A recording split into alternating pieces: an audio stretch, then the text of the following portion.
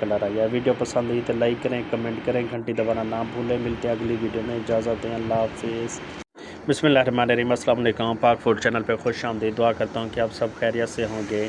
आज हम आलू वाले पकोड़े बना रहे हैं, बहुत ही मज़े के बनते हैं, आप ज़रूर ट्राई करें एक दफ़ा। 3 चम्मच हमने लिए डोंगे वाले बेसन के, 1.5 चम्मच हमने इसमें मैदा डाला है, 3 आलू का हिसाब है। तो इसमें कूटा हुआ धनिया जाएगा, ज़ीरा जाएगा, नमक, मिर्च, धड़ा मिर्च, हल्दी, ये चीज़ें इसमें जाएंगी। तो इसमें पानी डाल के अच्छे तरीके से इसको मिक्स करेंगे। ये देखेंगे माशाल्लाह। आप नमक मिर्च अपने हिसाब से कम या ज़्यादा कर सकते हैं। तकरीबन मैंने इसमें 1 चम्मच नमक डाला है, 1 चम्मच मिर्च डाली है, थोड़ा सा धड़ा मिर्च डालिए साथ में, इस तरह करके चीज़ें डाली है।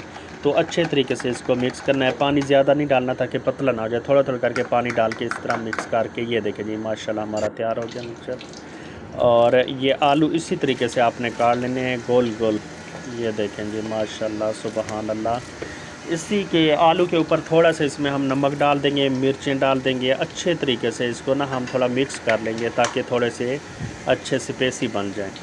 ये देखेंगे इसमें आधा चम्मच नमक डालना है, इसमें आधा चम्मच लाल मिर्च डालनी है। इसको अच्छे तरीके से मिक्स कर लेना है। ये देखेंगे माशाल्लाह, इस तरीके से आपने अच्छे तरीके से इसको मिक्स कर लेना है। साथ में हमारा ऑयल गर्म हो रहा है, तो उसमें हम फिर एक एक करके ऐसे डबो करके इंशाल्लाह डालते जाएंगे। हमारे पकोड़े माशाल्लाह बहुत ही मज़े के तैयार हो जाएंगे आलू वाले।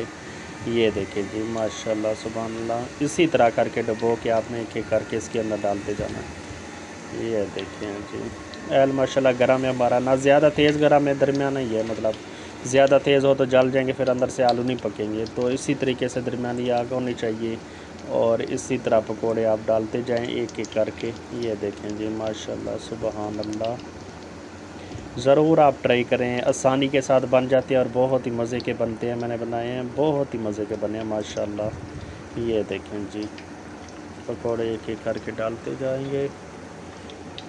पूरी कढ़ाई इंशाल्लाह फुल हो जाएगी। दरमियानी आग है तकरीबन, पकोड़े ज़्यादा जल भी नहीं रहे, बस ऐसे आराम आराम से पक रहे माशाल्लाह सुबहान अल्लाह।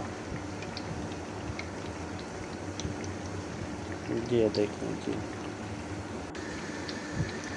ये देखिए तकरीबन 3 मिनट एक साइड से मैंने पकाए हैं पकौड़ों को। दोबारा अब इसकी हम साइड चेंज कर रहे हैं, 3 मिनट और पकाएंगे। उसके बाद इंशाल्लाह हमारे पकोड़े हो जाएंगे तैयार।